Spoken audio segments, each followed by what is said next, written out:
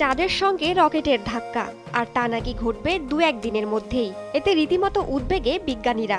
শুক্রবার মহাকাশের 3 টন আবর্জনা বহনকারী রকেটের ধ্বংসাবশেষ চাঁদের সঙ্গে ধাক্কা খেতে যাচ্ছে বলে আশঙ্কা করছেন বিজ্ঞানীরা।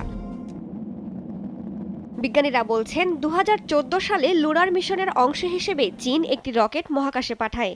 এটি সেই রকেটের ধ্বংসাবশেষ। তবে মহাকাশযানটি তাদের নয় বলে দাবি করেছে বেইজিং।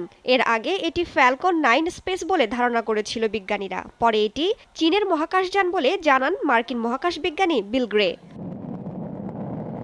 মহাকাশ পর্যবেক্ষকরা রকেটের অবস্থান পর্যবেক্ষণ করছেন। শুক্রবার 9300 কিলোমিটার বেগে চাঁদের দূরবর্তী অংশে রকেটের ধ্বংসাবশেষটি ভেঙে পড়তে পারে বলে আশঙ্কা করছেন তারা। আর এরকম হলে চাঁদ জুড়ে 10 থেকে 20 মিটার গর্ত তৈরি হতে পারে। এখনই অসংখ্য গর্ত নিয়ে চাঁদ প্রদক্ষিণ করছে বলে জানান বিজ্ঞানীরা। স্পেস জাঙ্কটি চাঁদের দিকে অগ্রসর হচ্ছে। আমরা যদি আগামী দিনগুলোতে প্রয়োজনীয় পদক্ষেপ না নেই তাহলে ভবিষ্যতে বড় ধরনের সমস্যায় পড়তে চলেছি।